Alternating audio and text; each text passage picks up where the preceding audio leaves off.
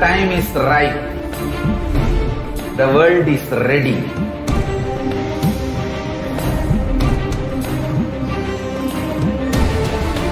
You are going to experience literally Paramashiva.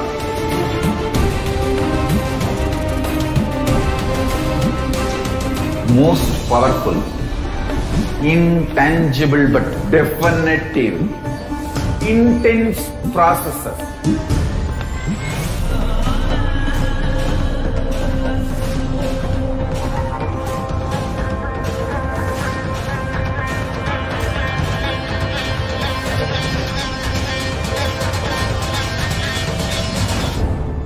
This is the most powerful spiritual nuclear explosion, the strong force of Kailasa landing on planet Earth directly.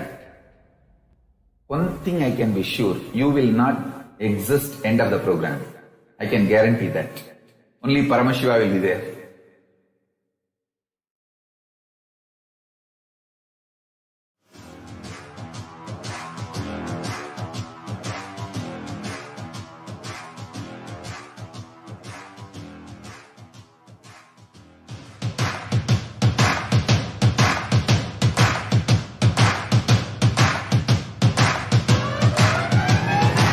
I welcome all of you, the whole world, to come and celebrate, enjoy not only the enlightenment ecosystem, the beauty of how it is getting revived. Be an insider for this great revival process. If you are an insider even for a startup company, you will understand not only the result of the company, even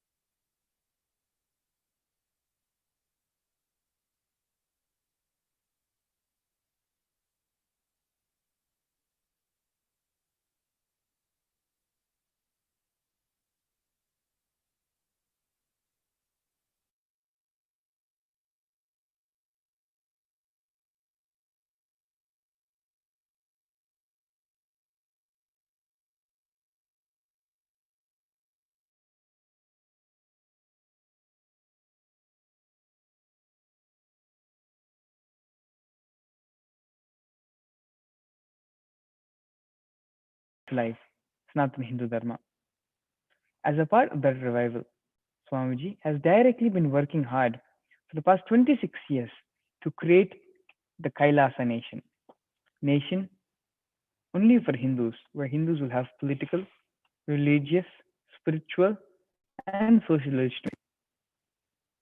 Swamiji, not only through the revival of the Kailasa nation, but also through his various programs, classes, teachings, videos, discourses, Swamiji has been making Sanatana Hindu Dharma user friendly for today's for people of today, explaining everything in a language where people of today's world will understand. Among these teachings, among these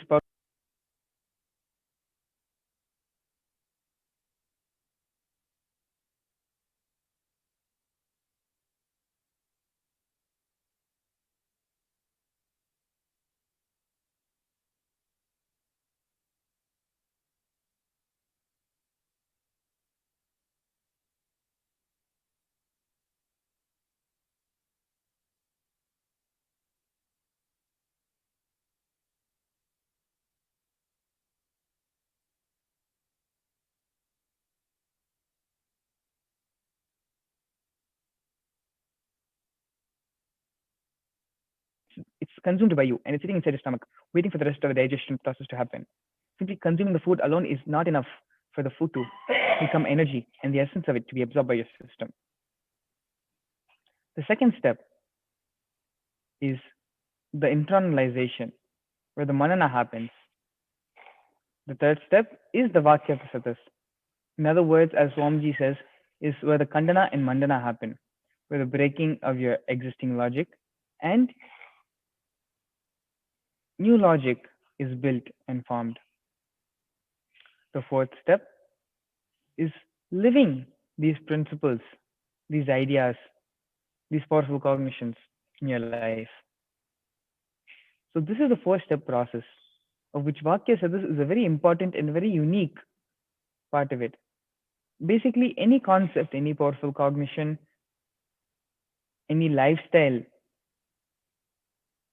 requirement, everything is brought into an open platform where people are encouraged and allowed to go to the depths of it, question the very roots of why we do what we do. Let us now watch a small video. Swamiji himself explained the importance of why Vakya Sadhas is necessary.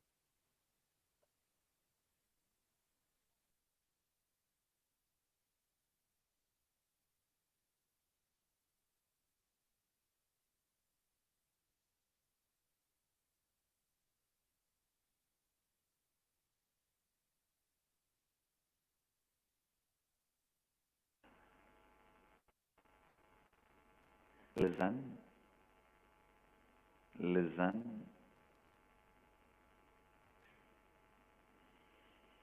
Manana, Vasadas every day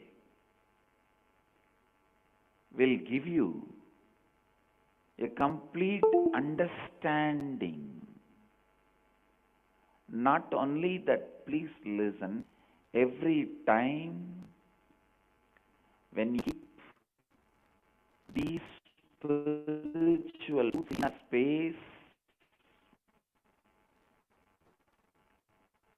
analyze them, think of them, contemplate on them,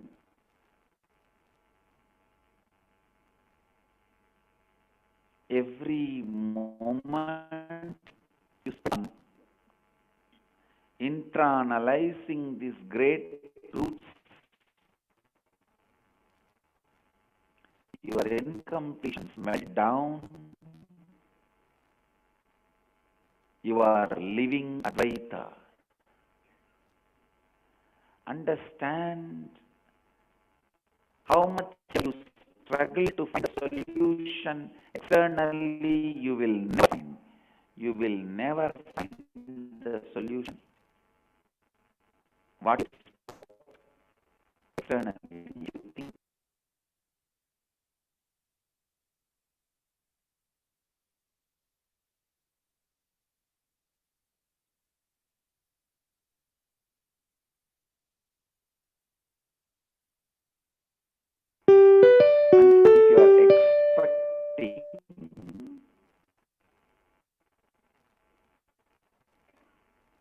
external solution. No, you need to be told you are a fool.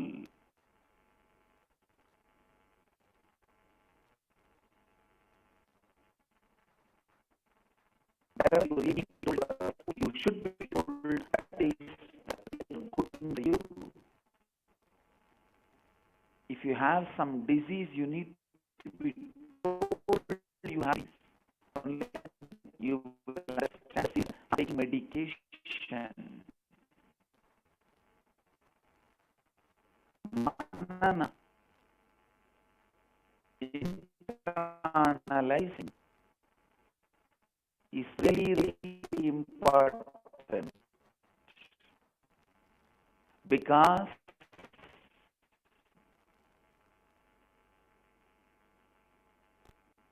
the life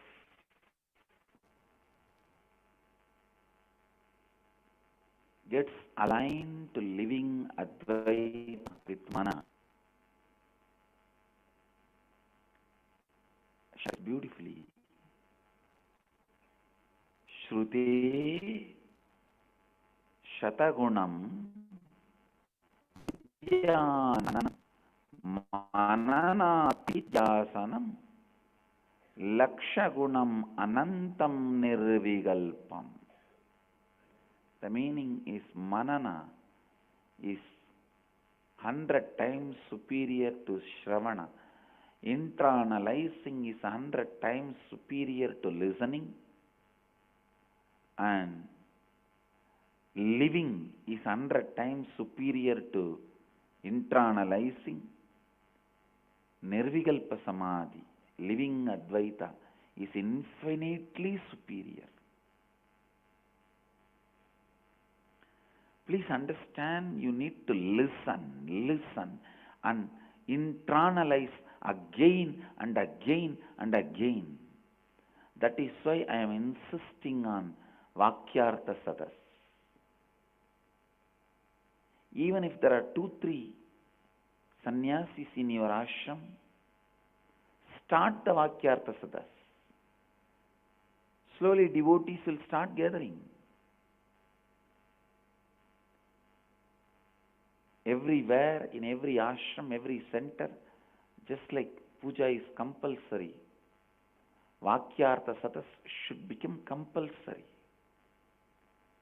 More and more learning, more and more internalizing, more and more completion. Understand, other than the spiritual solution, there is no solution. How much ever you try to find any solution for any problem, whether it is personal, professional, organizational, intrapersonal, and interpersonal. Interpersonal is direct fight. Intrapersonal is cold war. You won't fight, but you will be waiting.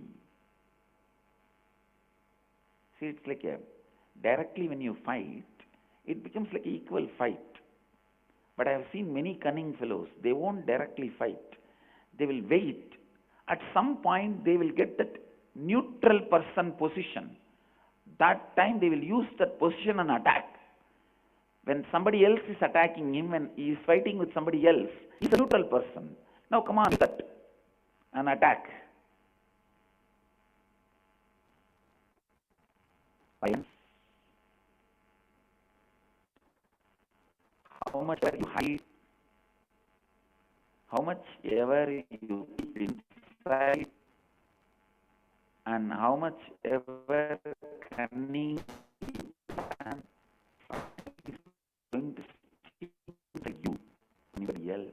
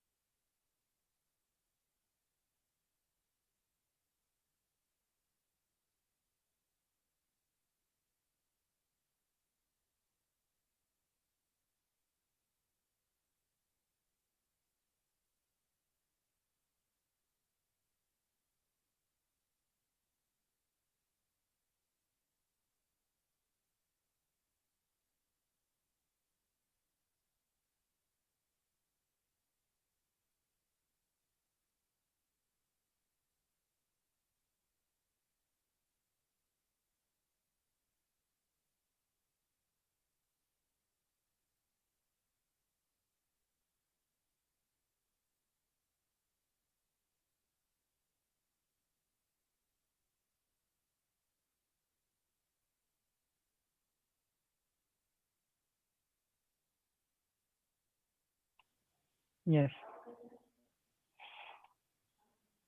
Sorry for the technical glitch. Swamiji beautifully explained how whatever the problem you're facing in your life, be it personal, professional, or spiritual, it is only through looking inside yourself and finding the solution from within will the problem ever be completed. How much ever you may try to search externally for a solution, you will never find it. Even the solutions you might find, it will not be a long lasting solution, it will not even be a permanent solution.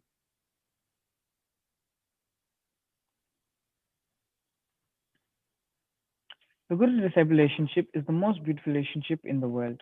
The relationship is so beautiful that the word relationship itself doesn't do any justice to the experience. It is like comparing a drop of water from the ocean with the rest of the ocean. What is the relationship they have with each other? It's the same relationship a disciple has with the Guru. With the Nithyananda Utsav celebrations going on currently, this is a perfect time and opportunity. Please understand, first and foremost relationship is mother.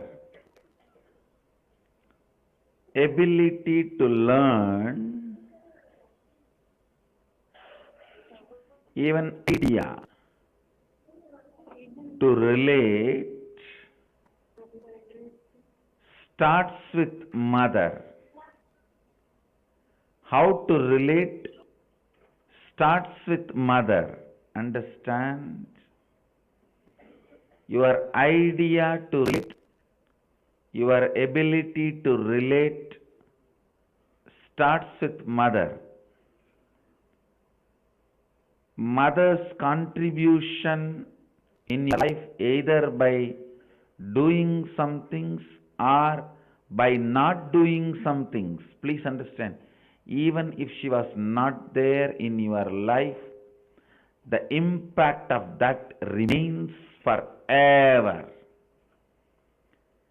Either she is there or not there, her impact on you remains forever. If she was there, if she is there in a positive way, if she was not there,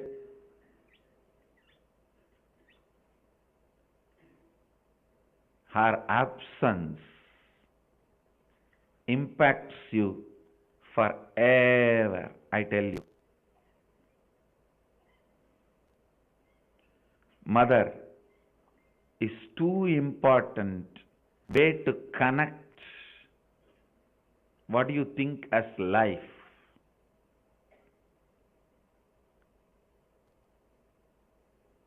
In Vedic tradition,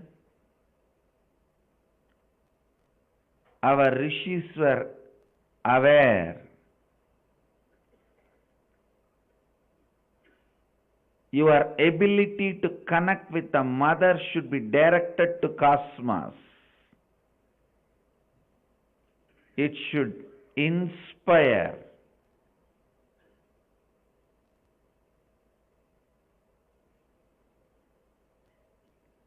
It should awaken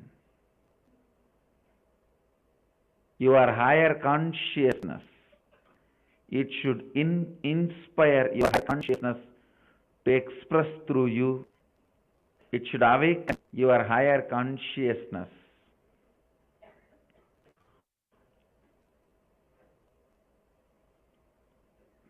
Connecting with life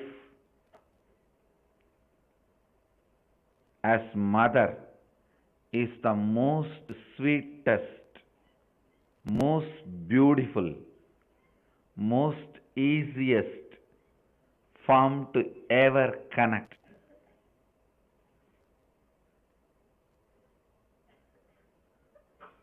Please understand, my childhood was full of spiritual experiences, amazing spiritual masters,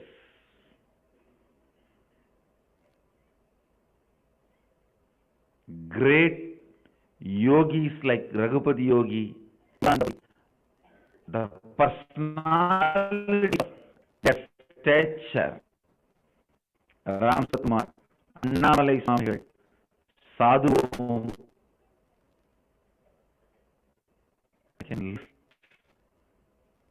the personalities, great spiritual personalities, and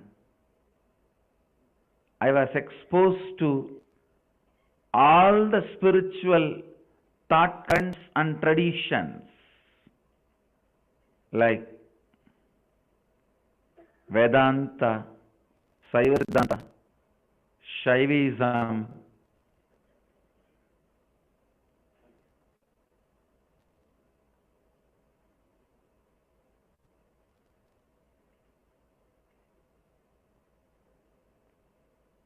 even the thought currents of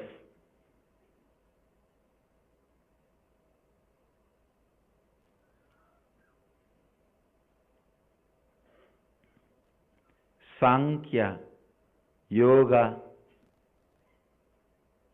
Nyaya Vaishya, Purvamimamsa, Uttaramimamsa, various yogic sampradayas. But I tell you, I found most easiest, most powerful, most inspiring, most exciting way to connect with life as the form of mother. I myself chose, after exposed to so many spiritual masters' experiences and philosophies. I tell you, if you want tremendous peace and healing in your inner space, choose mother worship.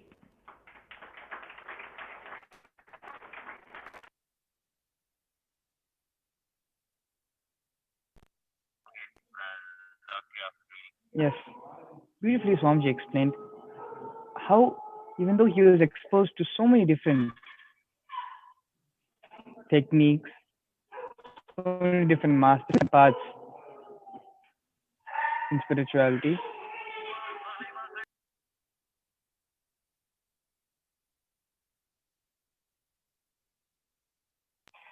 it was only through the mother worship Swamiji achieved enlightenment. It is only through the mother worship Swamiji himself chose to continue the path. So this leads us into today's Vakyasatas.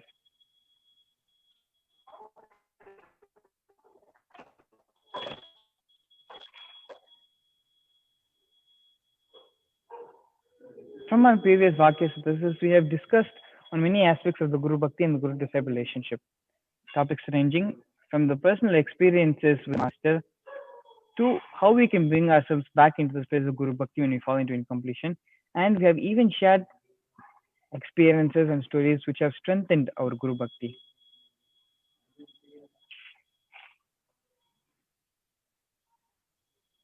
So, with everything given now, this leads us into today's topic.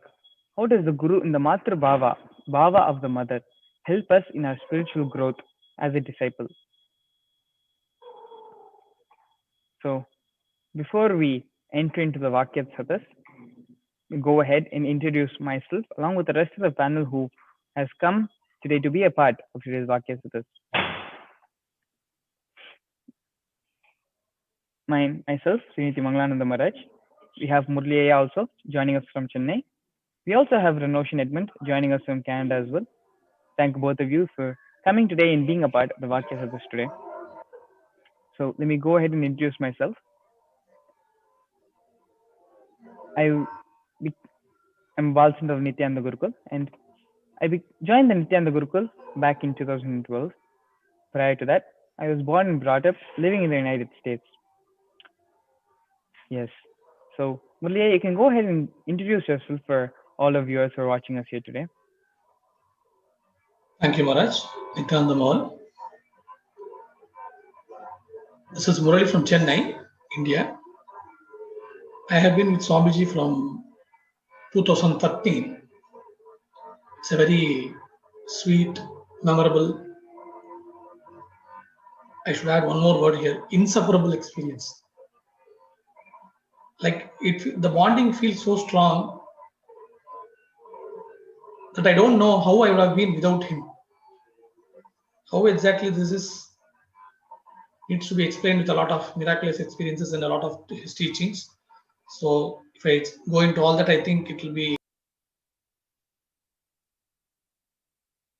got connected through Swamiji. Started, he woke me up in my sleep. And I remember how very tantrum throwing I was at the time. And when he woke me up, I dared to argue with him. I mean, in my dream. I said, like, when so many people are sleeping, why do you come and wake me up? And I remember him asking me, forget them, what are you here for? And that experience was so strong that when I actually woke up, I'm not even able to think whether it was real. It was he had actually come to wake me up, or it was a dream. It was such a strong experience, and that is still very vivid in me. This small miraculous experience he had given me, let me hand over the mic to the other participants or Maharaj. I'll talk further down the session. Thank you. Thank you so much, Aya. Ranashan, why don't you go ahead with the for the rest of our viewers and everyone else? Yes, thank you, Maharaj. My name is Ranashan Edmund, and I'm from Toronto, Canada.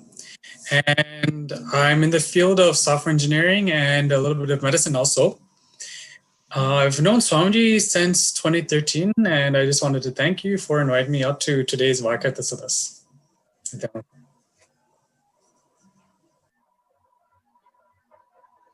Yes, thank you so much, Ranashan and Malaya, both of you, for joining us here today. So coming back to the topic for today's Vakatsadas, how is the Matra Bhava, in the Matra Bhava and contribute towards the spiritual growth of a disciple? As Swamiji himself told, in his own life, he has chosen the path of mother worship. And this is something which he practices. He made another thing he has shared that to the whole world he teach Shaiva Siddhanta, he may teach Shaivism. But in his personal life, it is mother worship which he practices every day.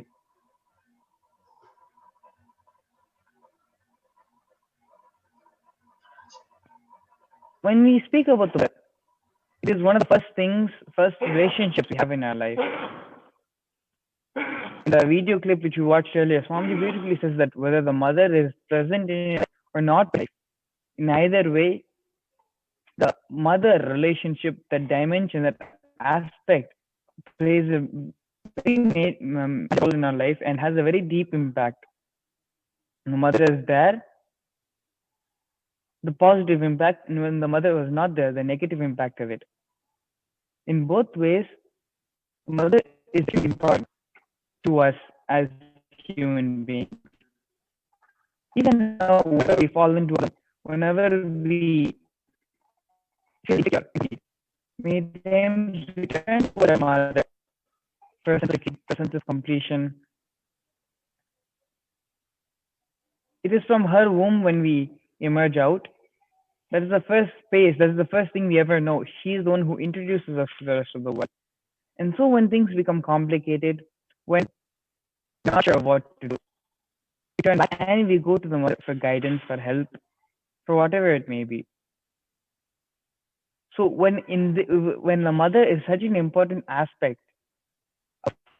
of life, the guru becomes that mother component, then literally the possibility, the healing especially which happens into a being is really unimaginable.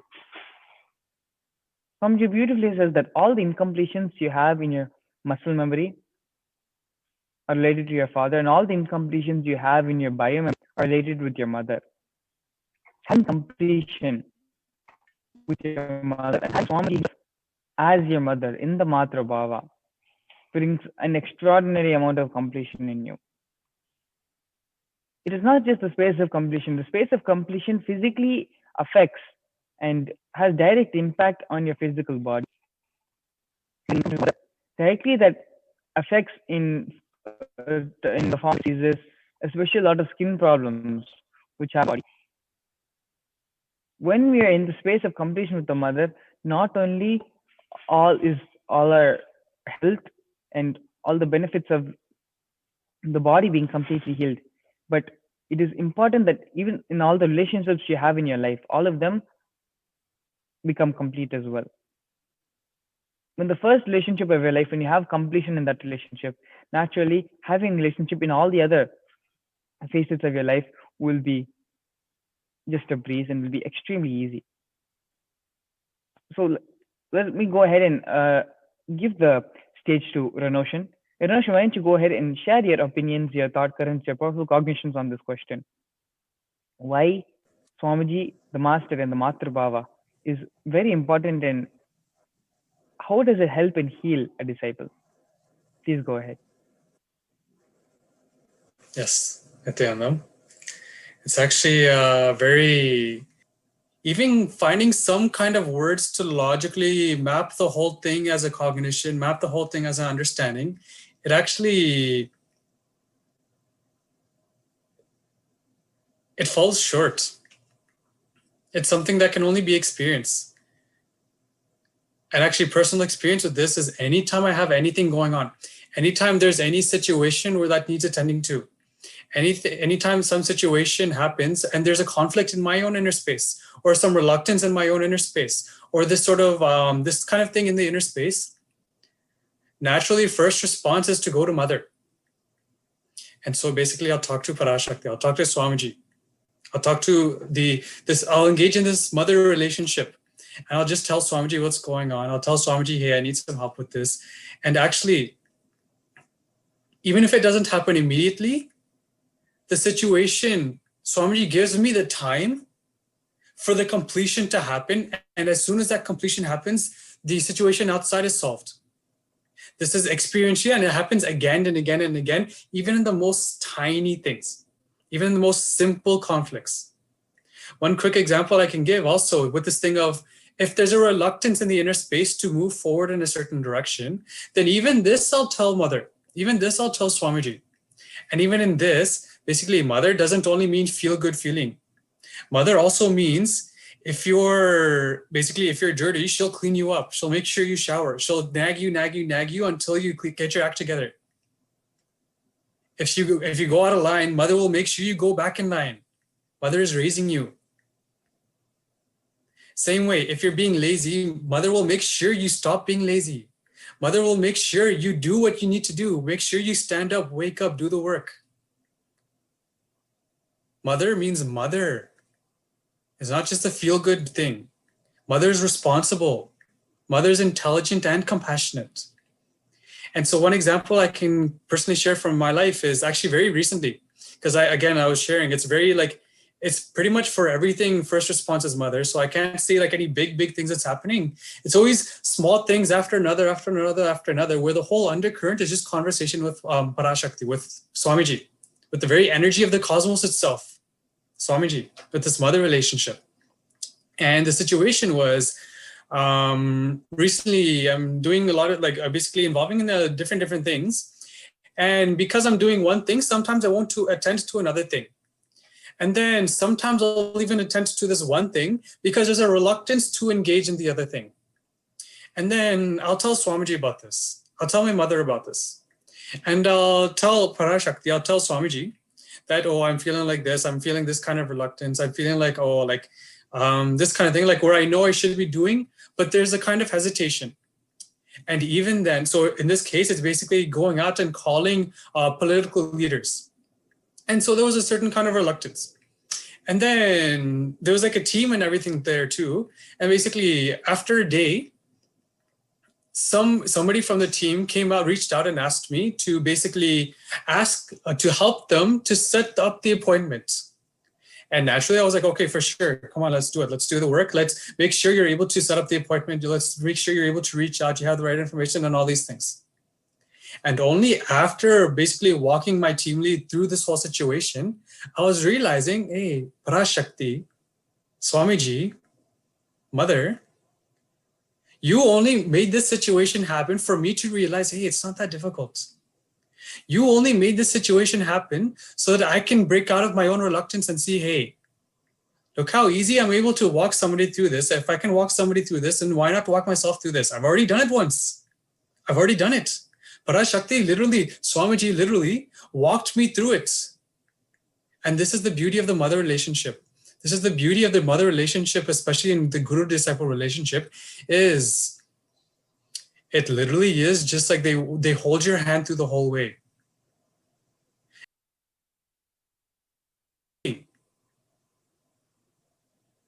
And even in the emotional aspect too, the emotional stability, always having this,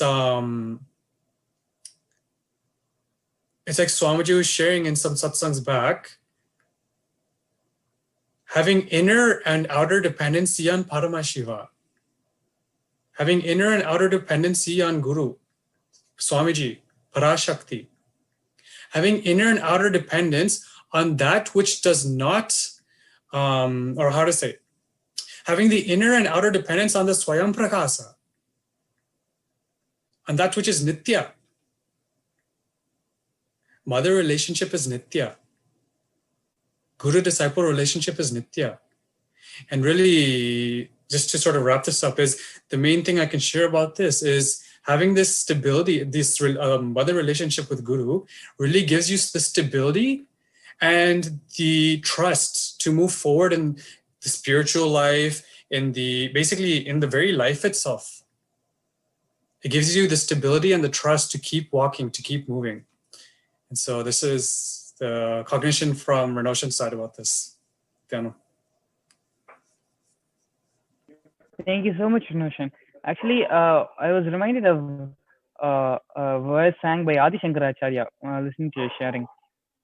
He says towards the end of the Devi Aparadha Kshama Stotram, it's a stotram where you ask Devi forgiveness, basically. And towards the end of the stotram, Adi Shankara sings that a son may do all the bad things and all the sins and can be as horrible as be, but the mother all be. So it's actually a very beautiful line where no matter how far down you go the drain and how you may even hit rock bottom, but having Swamiji as that mother aspect of your life, you can be reassured that she will make sure, Swamiji will make sure that he brings you back into that space of Paramashiva, bring you back into the space of completion. Thank you so much, Renoshan, for your sharing. Next, let us all give a listening to Murliaya. Have him share his thoughts, his powerful cognitions, and thought currents on this. Please go ahead, Aya. Thank you, Maharaj. How does the Guru be in the Mathura Bhava, the state of mother, and help in spiritual growth? This, I think, can be answered in multiple dimensions. See, in Hindu tradition, we talk about mother being an embodiment of patience. So Guru is again patient with us. He does not, he actually waits for us. Which Guru does that this or not? Definitely our Swamiji does. He waits for us to evolve. He gives the same truth from multiple dimensions of life.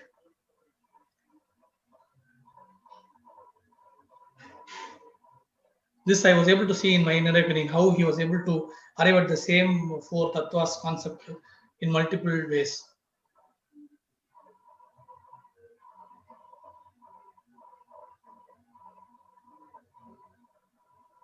Patience. Then one more dimension of mother is responsibility. Our Swamiji always says,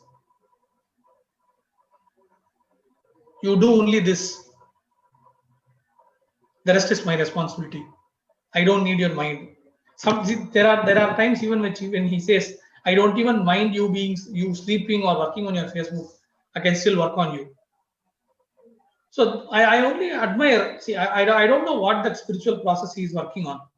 I don't know how exactly he is saying this, but that he is able to say this itself shows that the depth of responsibility he takes for making something happen in us, the spiritual growth that he wants to see in us. If he is able to make us evolve, even when we do what we love doing, and which is at least at the human logic level only a distracting factor, like sleeping or uh, working on Facebook or something like that, and still he says, if you are here physically, that's more than enough. That once even I remember Swamiji saying, even if you are able to chew my words, saying that okay, he does seem to say something right, that does make sense. Let me try this. Like he is willing to make us try some of his teachings at whatever is feeling good. He doesn't even sometimes disturb our comfort zone. He says, let me just try implementing these teachings. If it makes sense, then well and good, like that.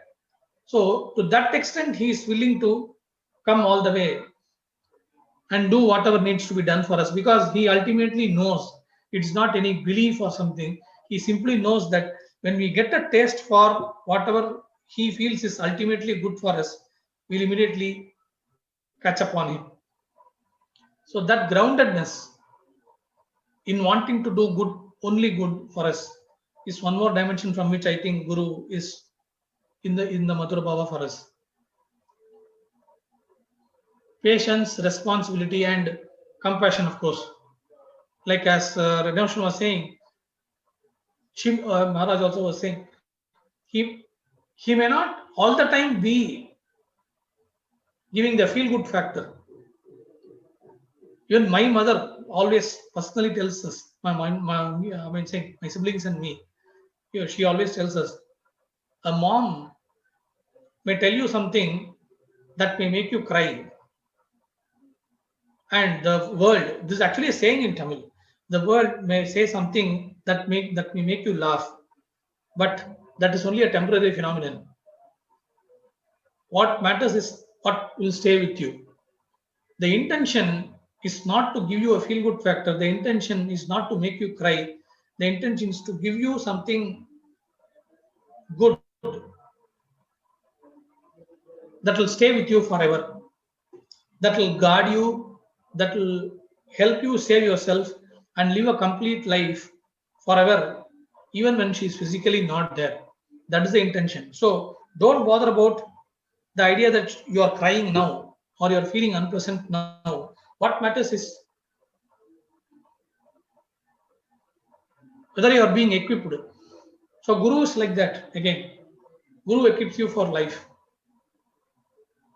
And one more thing where I see how Guru and Mother are same is sacrifice, patience, compassion. The next thing is sacrifice. And our Swamiji has sacrificed. The word sacrifice itself is too shallow for what he has done for us. Creating a big nation, creating such a huge ambience for us to practice his teachings, so that we realize his good, to realize what he has done for us is no mean thing. So how our Swamiji is better than other gurus and things like this is one very prominent point, I should say. Any other guru would have just given the teaching and stopped there, but when our Swamiji has given a whole big ambience, whole nation, so that we can enjoy his teachings in the largest dimension. What more can we ask for? See, every time Swamiji offers us something, we only get an overwhelming feeling. What more can we ask for? What more can we? But still, we see him expanding more and more, and it is beyond our imagination. He makes us feel that our imagination about what he can do for us as being very small. He belittles our imagination to such an extent. So this is one thing I will say is done from the space of the mother. Mother is just not the, see, when I say mother, we don't mean the physical body from which we came out into this world.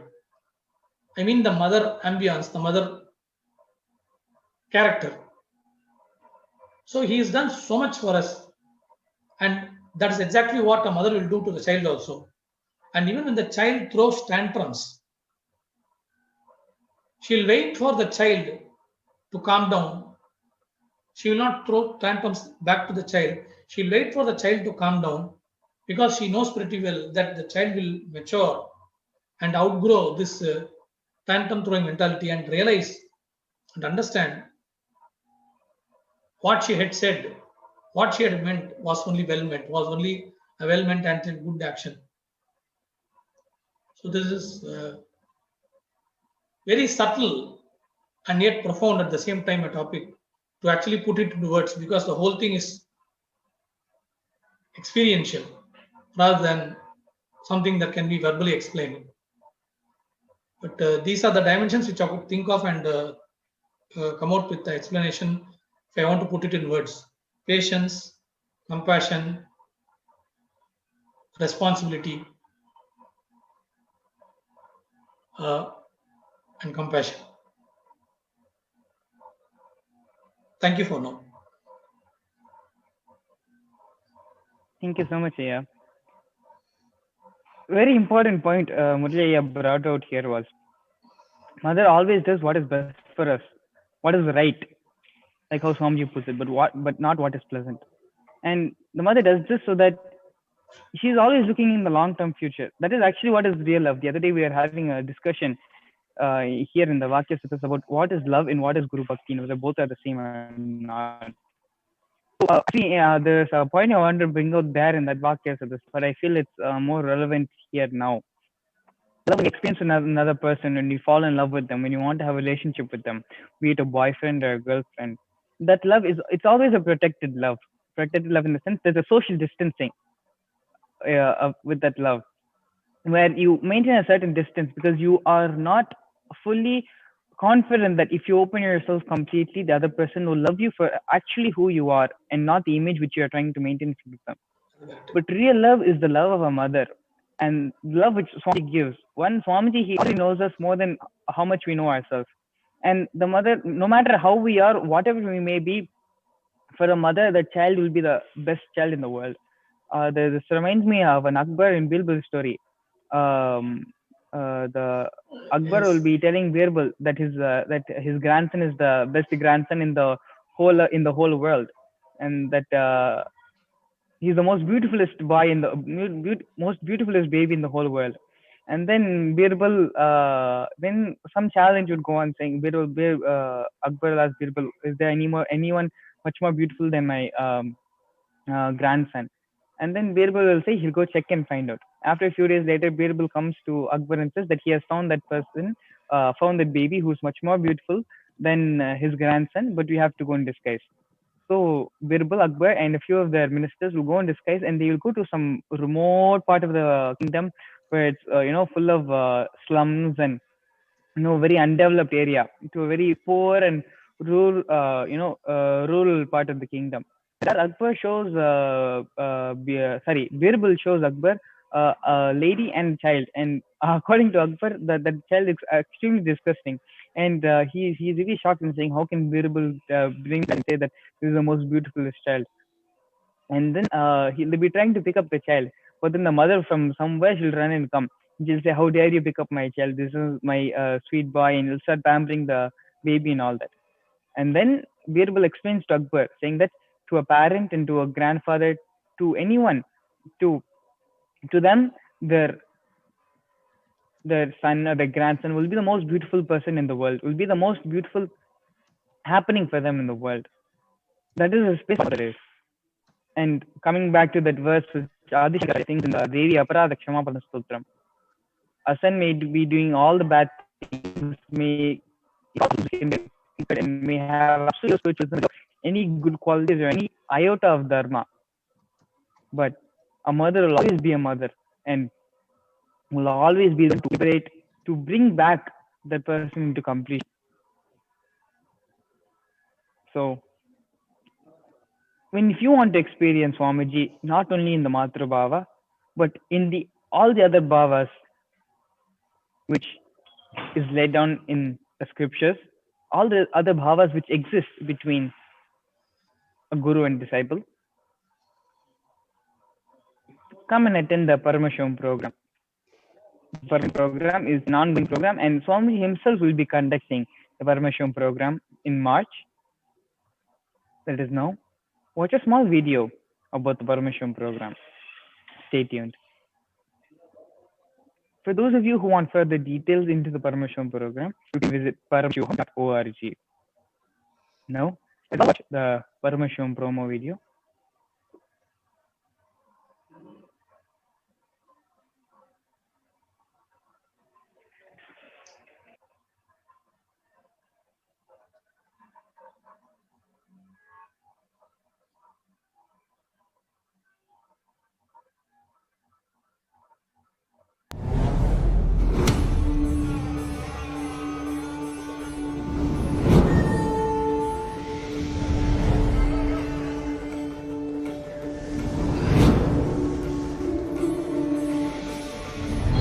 The time is right.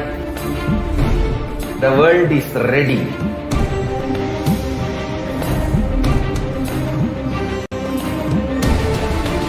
You are going to experience literally Paramashiva.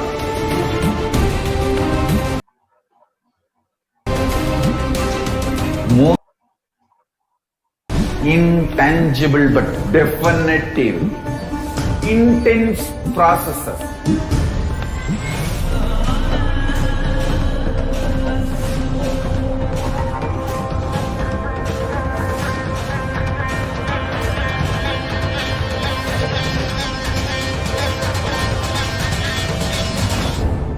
This is the most powerful spiritual nuclear explosion, the strong force of Kailasa landing on planet Earth directly. One thing I can be sure, you will not exist end of the program. I can.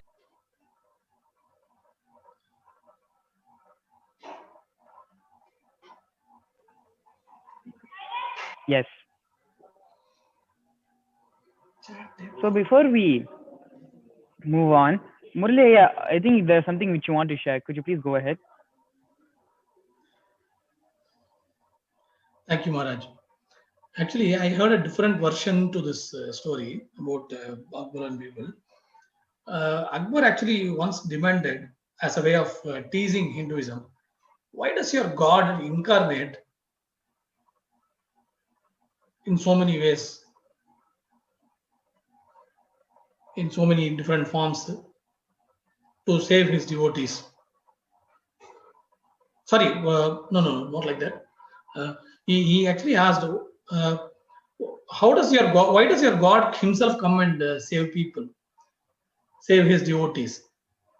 At that time, like Birbal said, like, shall I give you an answer to this at a more appropriate time? Why can't he come? Akbar said, okay, he trusts the Birbal intelligence. He used to say, okay, you can give your reply at your own time. And actually, Akbar then forgot this incident very late, for some time, and very late, quite a long time after this.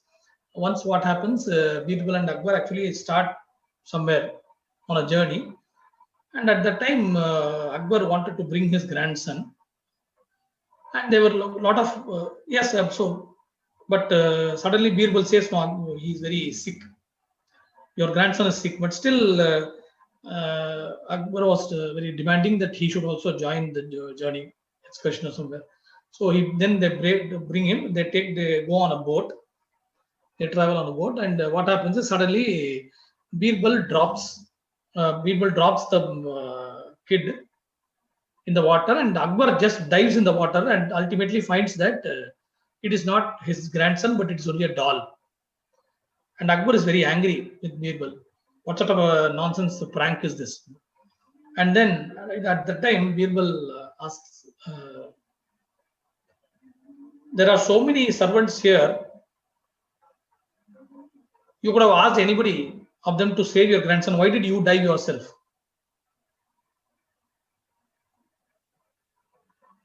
And at that time, Akbar remembers the question which he had asked. Do you remember the story? Do you remember the incident when you had asked why your God himself comes to save his devotees? So this is the thing which Birbal says. So our God is so compassionate towards his devotees that he comes directly. He doesn't depend on messengers. He doesn't depend on any prophets or something to save his devotees. His love is so intense for us that he comes directly. So it is in this is the context which I heard of the story. I think I've Thank heard you. the story as well as a separate story, but Mhm. I think that this is also this is another story from Akbar, from the Tales of Akbar and Birbal, where it just very much gives shares the importance of how a mother or a parent, in that case, in the case of the story, how whatever the problem may be, it is they will rush head on to bring the child to safety, to protect the child. And when Swamiji is that person for us, he is that person for us, and he is head on, he is running into each and every problem which we have in our life, and not just you and me, but for the thousands and millions of people who worship and revere him as their master, as their guru. So I think this is a self-explanatory point where you can just talk to literally any disciple or any devotee, and they will have more than one story to share, how Swamiji himself had many times occurred in their life to protect them or to make something in their life happen. And actually the term Bhagavan, Swamiji himself actually shared that the meaning of that word. So that word is given to an individual when each and every person feels that they have a personal relationship with Swamiji. Not with Swamiji, but with that being. That is, Sri Krishna gave that experience to all the gopikas and gopis. So each person in Vrindavan felt that they had Krishna just for themselves. That is why he was given the title Bhakti Krishna. And Swamiji also is, at that point in time, Swamiji had not made the statement, but now it's very evident to see how Swamiji, how each and every person, each and every one of us, and all the other rest of the devotees and disciples, how all of us feel that we have a personal hotline connection with Swamiji. No matter whatever important work he might be doing, it may be building the Kailasa nation, or it may be just sitting and having a casual chat, with his disciples or with us. He is able to give that experience of each and every one of us having a personal hotline connect to him. And that is in that space, that is to that person only the title Bhagavan is given. Yes, yeah, please go ahead. I actually get one more click when you say this. Like when I said after patience, compassion, and responsibility, I feel one more point I can add after what you spoke. I get this click. Acceptance. He accepts you for what you are. He doesn't demand anything from you. So that is one more dimension, I think, in which he's like a mother. He makes you feel favorite. He makes you feel you are his special. So that is actually very nice. And this is one thing which I should not forget. I think I should have said this myself, but at least your words gave me this click and recall. So he took me. As I said, I was very intellectual and very logical. If he's able to even make me come under him, then it's really something that is memorable and never can be taken lightly. It is something really worthy to mention in this others. Thank you. Thank you, Swamiji, and thank you, Maharaj, for giving me this clip. Actually, we can take this a step further. Yes, sir, yeah. Actually, here we can take this to a step further, where the mother, she accepts you for whatever you are, and she helps you, she pushes you to become the best version of yourself. Whereas Swamiji already knows what is the best of you. He knows you more than you know yourself. You can forget anyone else in your life. Swamiji is that person sitting inside you, and the way he tells us that it is only to the Swamiji inside all of us he can even talk to. He cannot talk to us. He can talk to the Swamiji inside all of us. And in that way, he knows all of us more than we know ourselves. So Swamiji is actually a part of us even more than mother or a father or any other relationship we have in our life. So this makes Swamiji being in experiencing Swamiji in the Matrabha will bring us a competition which we can have when we have then the completion when we have the in the Matra Bhava will be, I think, something beyond our early comprehension. So I think with this we've almost come to the end of today's Vakya Prasuta. I'd like to sincerely thank Roshan and Mullaya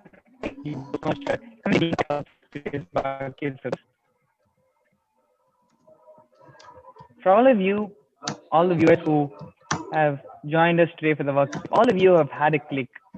If all of you now want to experience Swamiji in that space of Matrubhava, want to have Swamiji as a mother in your life, you can visit the URL Paramashivoham.org. Register for the Paramashivam program. Swamiji himself will be personally conducting the Paramashivam program in the month of March. So before we conclude today, Mulaya, I think, has a last few words. Please go ahead, Aya.